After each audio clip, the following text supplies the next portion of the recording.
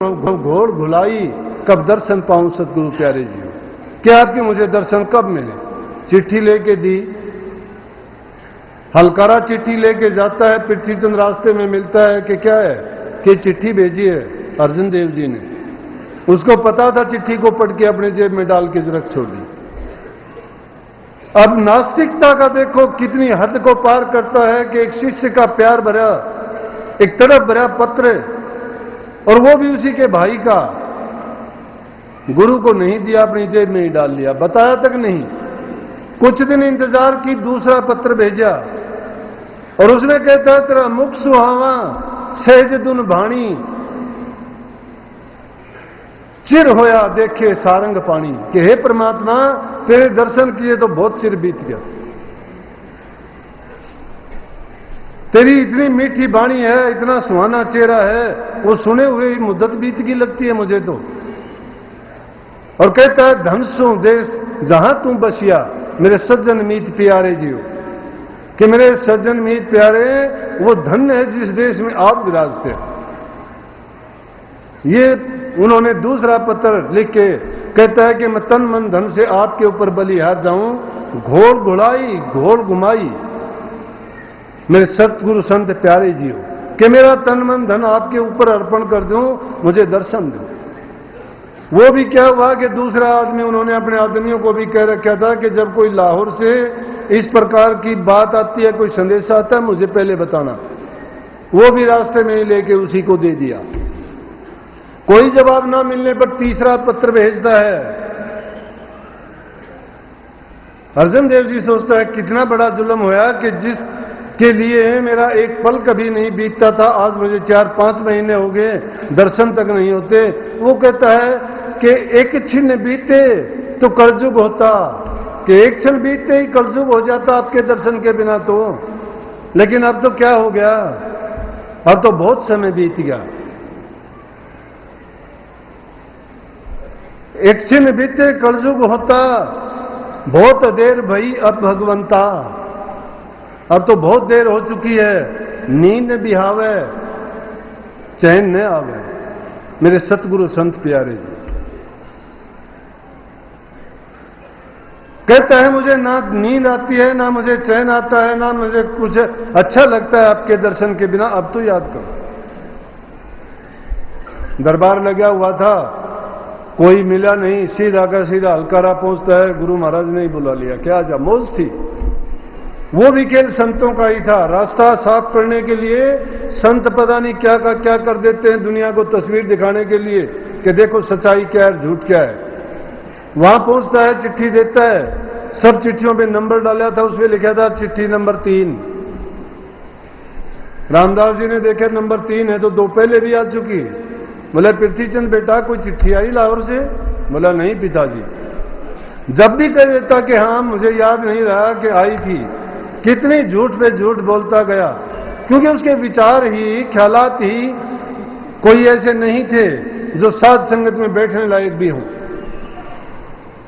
जब ये बात उनको कही गई, बोला कि नहीं पिताजी। दूसरे सेवक को बोले कि इसका जो चोला है उसको उतार के लेके आओ घर से। चोला लेके आए, उसमें दोनों चिट्ठियां मिल गई। जब वो सारी चिट्ठियां पढ़ी और पढ़ने के बाद कहने लगे पृथ्वीचंद ऐसा अत्याचार क्यों किया तेरे भाई के साथ? बस ये बात कहने के बाद में आग बबूला हो गया, क्योंकि जिस आदमी की झूठ जाहिर हो जाती है वो फिर अंट संट बकने लगता है। मन में आई वो बात कही, गुरु महाराज को भी कहने लगे कुछ के कुछ। जिन लोगों के दिल में श्रद्धा होती है वो तो उसको परमात्मा तुल्य नहीं, परमात्मा से भी ऊंचा समझ के पूजते हैं, उनकी उपासना करते हैं, उनके आगे प्रार्थना विनती करते हैं। लेकिन जो उनको कुछ भी नहीं समझते, उसके लिए कुछ भी नहीं होता है, वो बस वहां से उठ के चल दिया और कहने लगे बोला कि कोई बात नहीं, चाहे कुछ भी हो, लेकिन अर्जुन देव जी तो गद्दी के काबिल नहीं है, मैं गद्दी के काबिल तो मैं हूं। बोले कि तू गद्दी के काबिल कैसे है? इन्हें 3 चिट्ठियां लिखी हैं, मान लूंगा। बोला बड़ा बेटा मैं हूं आपका, इसका अधिकार मेरा ही बनता है। लेकिन संगत उसको देखना भी नहीं चाहती थी, क्यों? उसके विचारों से, ख्यालात से, उस जो रोजमर्रा का जीवन था उसको देखते थे, उससे परेशान थे वो कहने लगे नहीं, तू अगर इसके काबिल है, मैं मानता हूं, नहीं कहता मैं अर्जुन देव को कुछ भी, लेकिन तू, इन्होंने 3 चिट्ठी लिखी है, इसका एक पद बाकी रहा, वो पद बाकी तू लिख के ले आ। जब तू चौथा पद लिख के ले आएगा, गुरु गद्दी तुझे दे दूंगा। अब कहां से ले? बोला कि मैं नहीं जानता पद पद, लेकिन मैं और कुछ नहीं कर सकता, उठ के वहां से चला गया। बोले अब बेटा अर्जुन देव तुम लिखना। उसने तो 3 पहले लिखी थी, चौथी और लिख दी। और चौथी में क्या लिखता है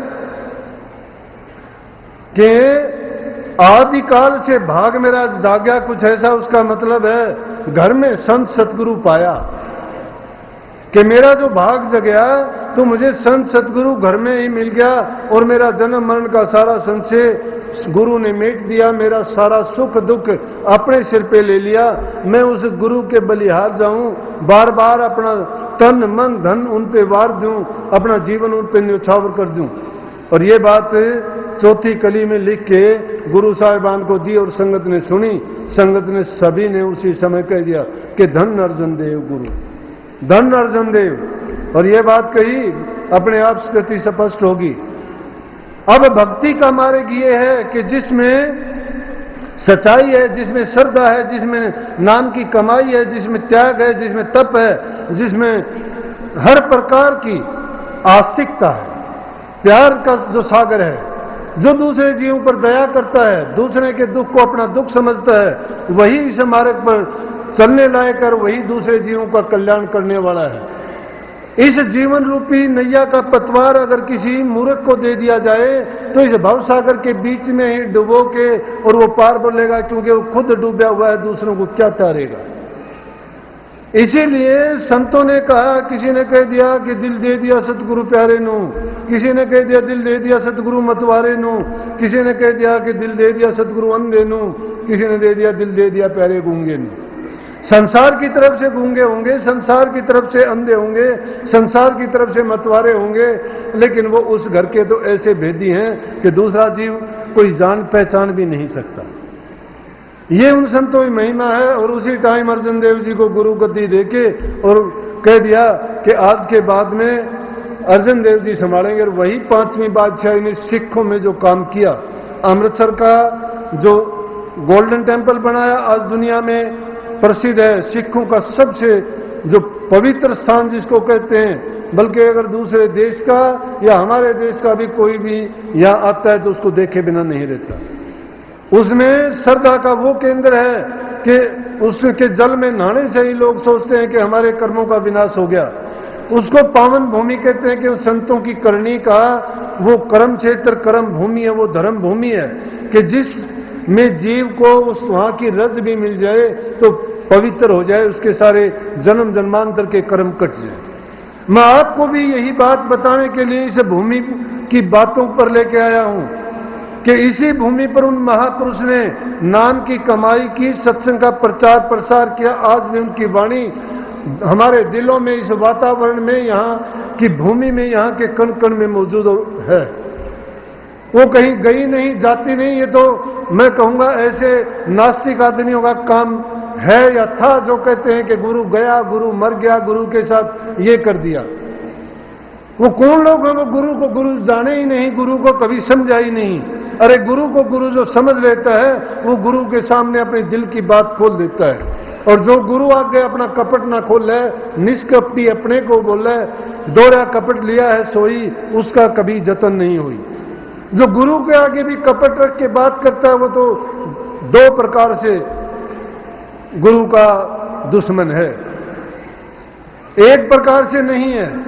इसलिए प्रेमियों, बाणा बदलने से कुछ नहीं होगा, मन की बाण को बदलो। गुरुओं के गीत गाने से कुछ नहीं होगा, गुरुओं के आदर्श को अपनाओ। गुरुओं ने जो ज्ञान दिया है उसको अपने तन में, मन में उतारो, अपने जिंदगी का आदर्श बना के उस पर चलो। जब उसकी पक्के रूप से अनुयायी बन जाओगे, क्योंकि इंसान वो काम आसानी से कर लेता है जो किसी इंसानों ने करके हमें वो मार्ग दे दिया, रास्ता दे दिया। कठिनाई और दुख तो उनको हुआ था वो रास्ता बनाने के लिए, लेकिन हमें तो वो रास्ता साफ दिखाई दे रहा है, और फिर भी उस रास्ते पर हम नहीं चल सकते, तो हमसे ज्यादा भूले हुए इंसान नहीं हो सकते। आज वो जमाना बदल चुका है। जरूरत है इंसान को सुधार की। कलयुग का समय गुजर रहा है जिसमें से माया ने अपना खेल रचा हुआ है, काल ने अपना हर प्रकार से जगह जगह पर उसने ऐसी रचना रची है कि जिससे जीव भटक रहा है। कहीं कोई तीर्थों का, कहीं मंदिरों का, कहीं पूजा पाठ का, कहीं और कहीं ऐसे ऐसे खेल बना दिए जिसके कारण सच्चाई से जीव हटता जा रहा है। आध्यात्मिकता नाम की चीज नहीं है। इंसान के दिल में पाप करने के बाद में भी पाप को नहीं समझता मैंने पाप किया है, झूठ का जीवन अपनाता जा रहा है, छल कपट बेईमानी में डूबता जा रहा है, प्रकृति की चीजों में वो ऐसा रचा पचा हुआ है कि उसने मालिक को, सतगुरु को, नाम को, सबको एक तरफ दरकिनार करके सिर्फ वे अपने लालच, अपने स्वार्थ के लिए जीना चाहता है। अरे शरीर के लिए जीना इंसान का जीवन नहीं है। अगर जीवन है, जीवन आपको इसलिए मिला था कि आप अपनी रूह के लिए काम करके अपना कल्याण कर जाते, इस संसार में दोबारा फिर नहीं आते। क्योंकि 84 का चक्कर काटते काटते, ऊंची नीची योनियों के दुख कष्ट झेलते झेलते हमें बड़े भाग से ये अवसर हासिल हुआ, लेकिन इस अवसर को पाके भी हम भूल भरम के चक्कर में पड़े, हम फिर उस खेल में उलझ गए, नशे विषय विकारों में। और वो विकार हमें छलते जा रहे हैं, ठगते जा रहे हैं। आप कहोगे ठगने के लिए हमारे पास क्या है? अरे जिसने इन चीजों में फंसा के इस जीव को सच्चाई से हटा दिया, मार्ग से भटका दिया, प्रभु की भक्ति से दूर कर दिया, तो उससे ज्यादा और भटकाव क्या होगा? इंसान का जीवन तभी पवित्र है कि ये नाम की कमाई करे, गुरु की भक्ति करे, और वो एक दिन में नहीं होगी, धीरे धीरे करके आपको आदत डालनी पड़ेगी। मन सदियों से इन चीजों में रचता पचता आया, इसको आदत है, इतना सहज में ये नहीं मानने वाला। लेकिन अगर गुरु की संगति सानिध्य मिलता रहा, सत्संगों के थपेड़ उस पर लगते रहे, तो ये कभी न कभी सीधे मार्ग पर आके नाम की कमाई भी करेगा और निश्चित रूप से इसका कल्याण भी हो जाएगा। अब तो ये कलयुग का जो समय है, इसमें तो वो जो जीव सही मार्ग पर चल देगा, बुराइयों को त्याग देगा, चाहे नाम की कमाई ना भी कर पाएगा, तो भी संतों ने इतना आसान कर दिया है, तो भी इसका हो जाएगा कया कलयुग कर्म धर्म नहीं कोई। कि कलयुग में और कोई कर्म धर्म, धर्म का मतलब ये ना समझ लेना कि किसी धर्म के मार्ग पर ना चलना। कर्म धर्म का मतलब वाहियात के कर्मों को, फोकट धर्मों को तुम धर्म मान के चलते हो तो वो कोई धर्म नहीं है। धर्म सबसे बढ़ के योग है सूरज शब्द का योग, आत्म योग, अपने आप को जानना। जब तक अपने आप को नहीं जानोगे, आत्म कल्याण आप नहीं समझते हो, और वो होगा आत्मज्ञान से। आत्मज्ञान कौन कराएगा? सतगुरु करवाएगा। जब आपको अंतर का भेद दे देगा, 18 मंडलों का, तीनों प्रकार के शरीर का, और पूरी रचना का, मुकम्मल आध्यात्मिक दर्जों का, जिनमें से होके ये सूरत इस काल देश में आई थी।